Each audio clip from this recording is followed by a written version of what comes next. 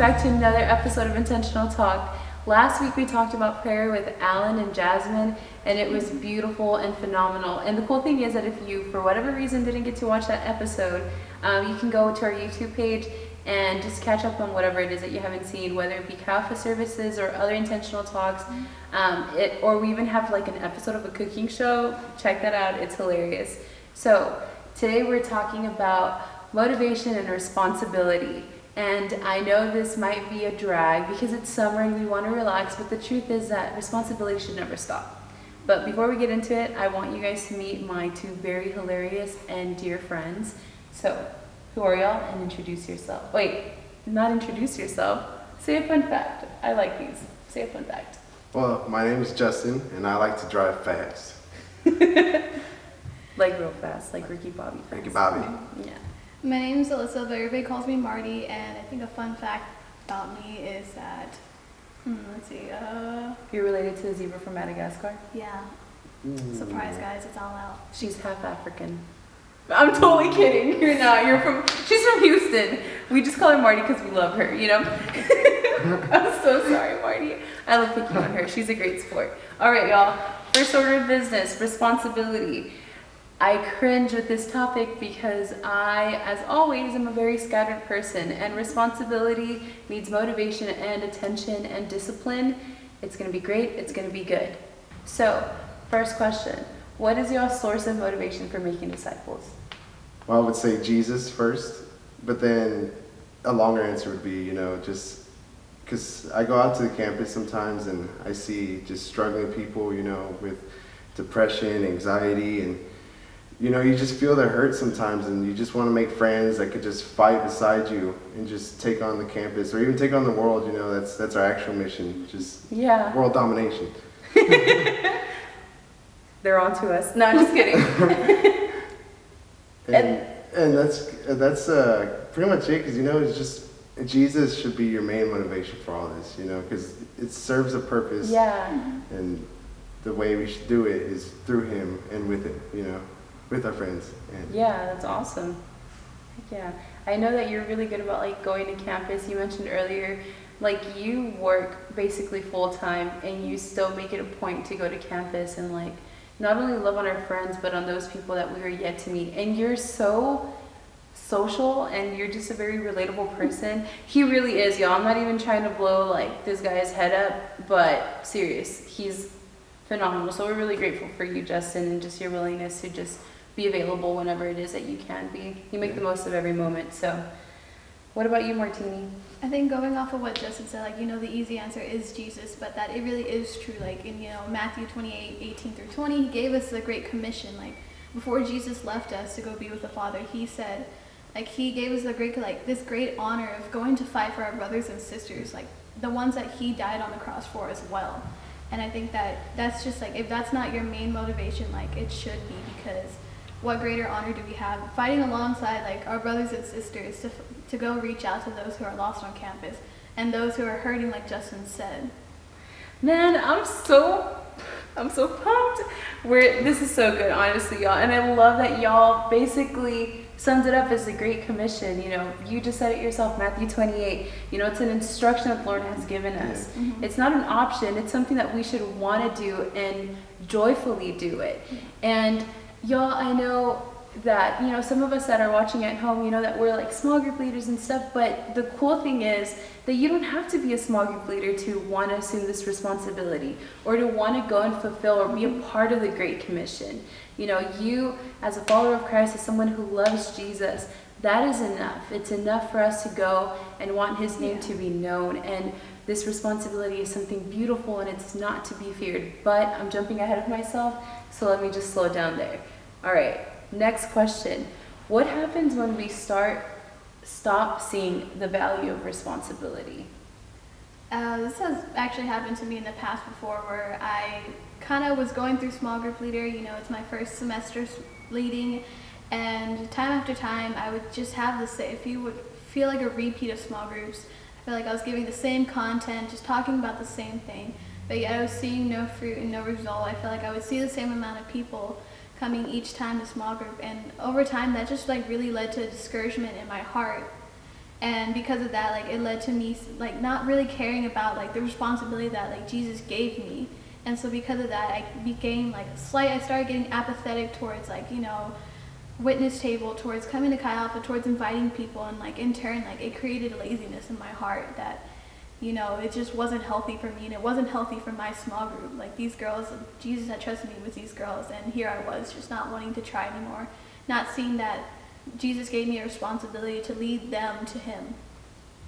Yeah, I feel like we can get lazy sometimes, you know, just with our jobs and school and everything. Sometimes it gets tiring, you know, you just don't want to go home and write your small group lesson, or I'm not gonna say that, but you just write it that same day. You just start winging it, you know, and you realize that are you even really trying hard enough for your small group, you know, and like going to Chi Alpha services and whatnot. You just say you're tired, even having a devotional life, you know, waking up early in the morning to spend time with Jesus, and so for a long time I felt like I was being really lazy because.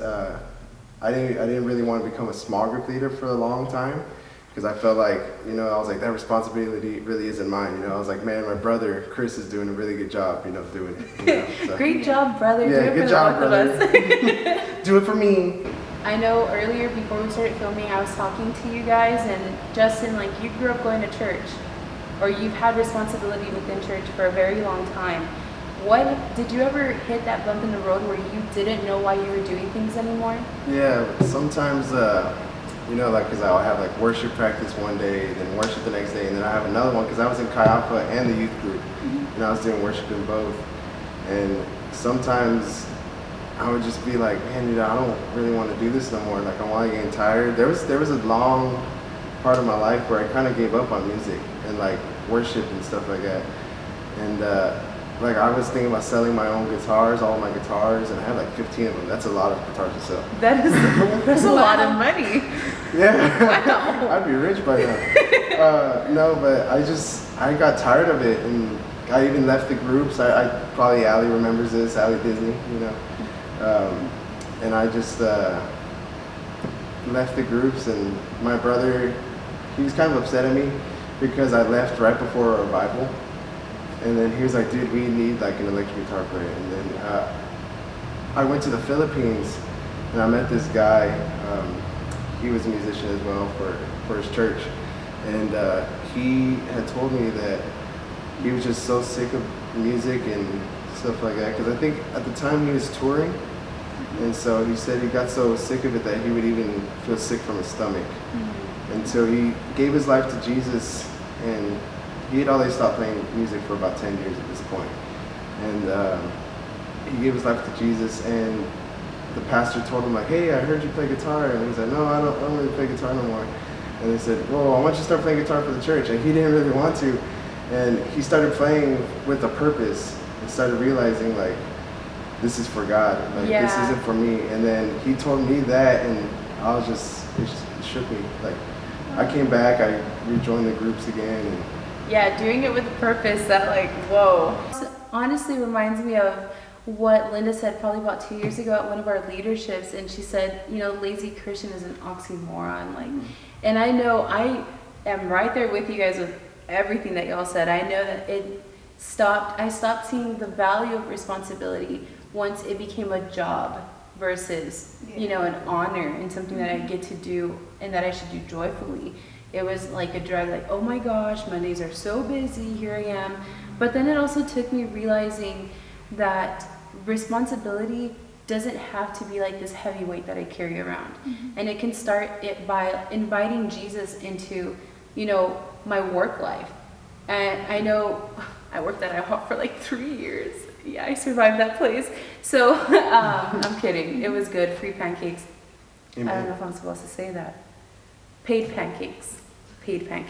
So, but anyway, I remember when I started working there, I wanted to be lazy.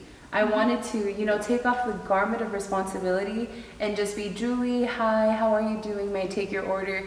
But the Lord had different plans, you know, and I actually was able to meet some really incredible friends at this place. But then it was kind of like I got tired of being responsible at IHOP. So I stopped, like, being intentional with them, and they noticed.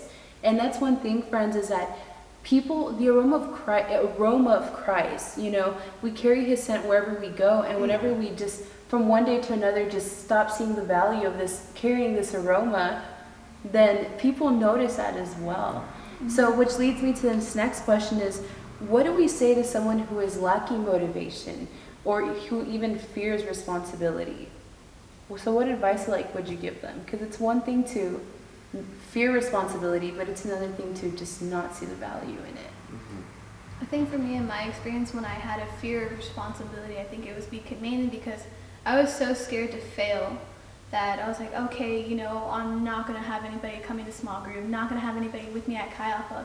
And it just in turn made me so fearful to even go out and try.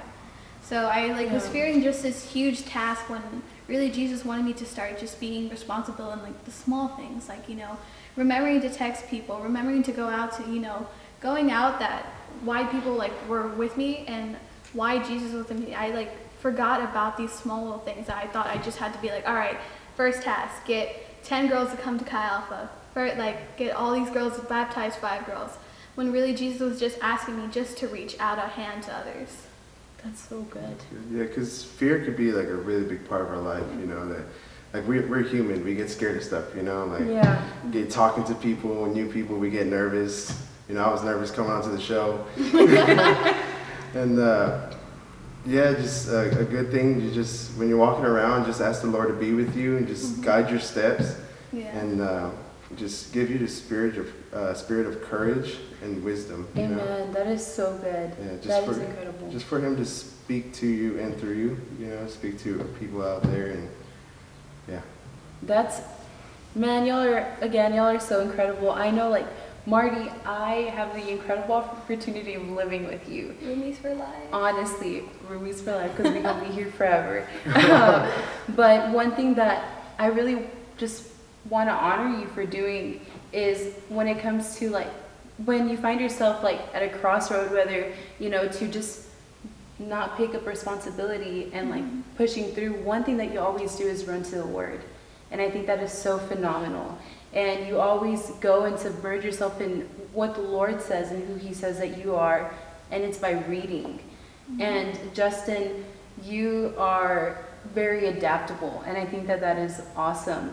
So I'm just really grateful for what the Lord has done in each of y'all's lives, because I know, Alyssa, you came to college not knowing who Jesus was, and you were discipled, and you obviously understood the value of responsibility. And Justin, I met you when you were in high school. You're a whole grown man now and super tall, so he was always tall, but still. And it's been so beautiful to see y'all's personalities flourish for the sake of the Lord and for his kingdom. So before I say goodbye, friends, I just want to let you guys know that we love you guys so, so much, and that just remember, responsibility shouldn't be intimidating. It's something that we should want to grow in. The motivation to just put our hands to the plow and just always work to advance the kingdom. So if anything that, we said today, just stirred up a thought, feel free to message us. We want to talk with you guys. Just because we're not physically close doesn't mean that our friendship can't grow. And we're just always so, so hungry to learn from one another, okay? Again, we love you guys so much, and we'll see you guys next episode.